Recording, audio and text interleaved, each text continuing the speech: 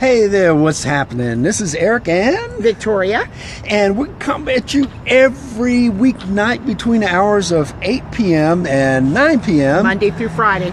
And our mission is to help network marketers and entrepreneurs take their business online, leveraging the internet, leveraging the billions of people who are on the internet. That's right. And we tend to focus on Facebook because that's where most of the people are. And so for tonight's topic, we'd like to talk about the two voices that are in your head as an entrepreneur. Yeah. Now, I know that might sound kind of eerie, voices in the head, woo, voices in the head. But there are two dominant voices in the head of most entrepreneurs. And I'm reading Russell Brunson's book about expert secrets, and that's one of the topics that he touches on, and it's a very, very powerful topic. Yeah. Russell Brunson, of course, one of the most successful online marketers in the world, and he's also a great author. So I wanted to spend just a little bit of time on the voices in your head. They're basically two voices. There's the first voice, if you're an entrepreneur, it's that voice that's telling you that the world needs to hear what you have to say. In other words, you have a message that's so important that it's going to somehow benefit the world and benefit other people. And that's a very, very powerful voice. It's just not the dominant voice of most entrepreneurs. Yeah. Now, the dominant voice for most entrepreneurs is that voice that's telling you, I know what I want to do, but I'm not good enough. There's something that I don't have. I'm not tall enough. I'm not fast enough. I'm not smart enough. I'm not educated enough. I don't know enough about this topic, or I'm not charismatic enough. People won't listen to me. Or I'm too shy. I'm too shy. People won't like me. You know, all of those negative voices. Now, here's the thing. A lot of that negativity stems from childhood. It's negative programming that we receive from various quarters. Maybe you receive negative programming from your parents. You know, a lot of parents that came up through that Depression era had a feeling that you shouldn't want to accomplish too much, that you should be satisfied with what you have. Play it safe. Play it safe. Be practical.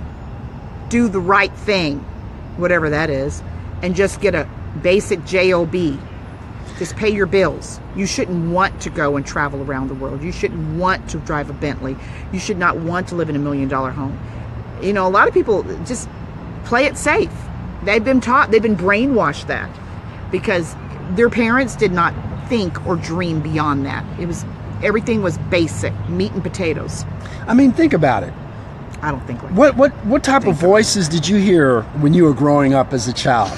You know, discussions around the dinner table. You know, today not too many families are having discussions around the dinner table. But what did you hear when you were growing up? What was the overall perception of money and wealth? You know, was money something that was accessible? What type of belief system were you operating under? Did you believe that you could be wealthy? Did your parents believe that?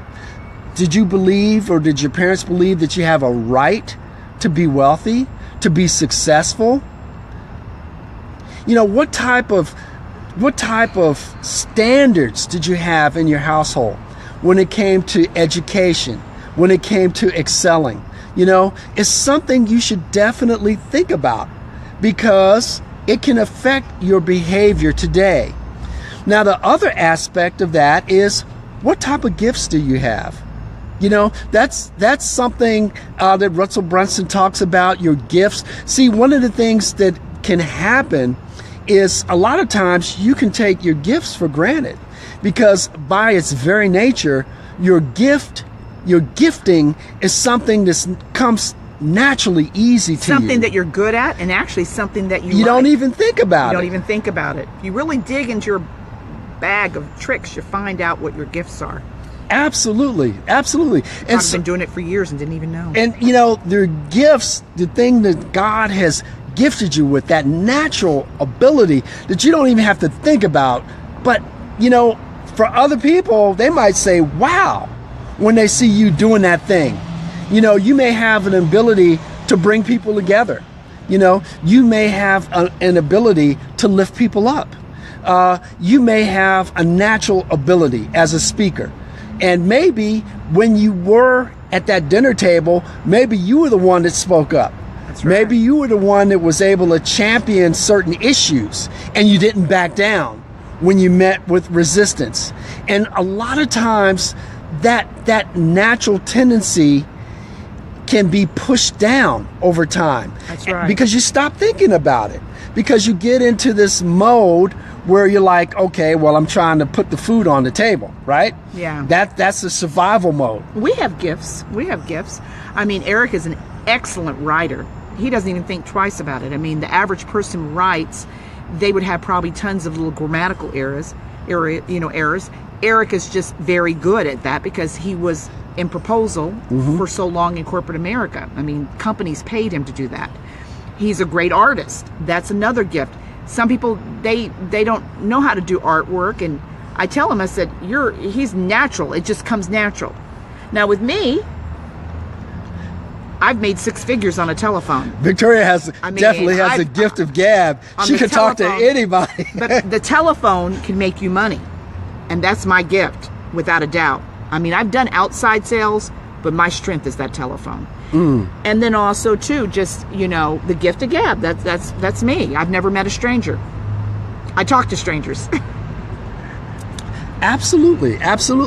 Always have. One of the problems is that people have a tendency to be affected by their environment. Yeah. Now, I don't know if you ever heard the saying that, your income is probably an average of the 5 people that you spend the most time with, and a lot of times people are very affected by their environment in a negative way. Yep. If you surround yourself with people who don't have big goals and who are not go-getters, who are not looking to improve their lives, they're just happy where they're at. They're not necessarily poverty-minded, which that's a whole nother video, but they're just complacent. It would never bother them if they never got a new car. It would never bother them if they had a nice home in a gorgeous neighborhood. It would never bother them if they never went outside their home and never traveled and never got on a plane. I mean, they're just happy where they're at. Gosh, that's definitely not us. Woo. But anyway, there's some people think like that. They have no goals. I mean, we know family members that have no goals. I mean, when you think about it, wild. There are so many talented people out there that are absolutely broke mentally, physically, and spiritually. If you're broke mentally, you definitely going to be broke spiritually and physically. And if you look at it, a lot of it has to do with the people they surround themselves with and the people that they listen to. Yeah. The people who they allow to speak into their lives. That's right. And they accept it.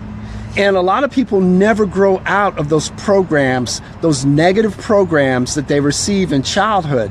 Negative programs from their parents, brothers and sisters, close friends. How about coworkers? Coworkers, ooh. I know people that work with coworkers that have broke mentality. So if you're spending 8 hours a day in your job and you're working with people that have a loser poverty mentality, you tend to be and take on that culture of who you're around all day. And usually, think about it, you're at work all day with people you work with.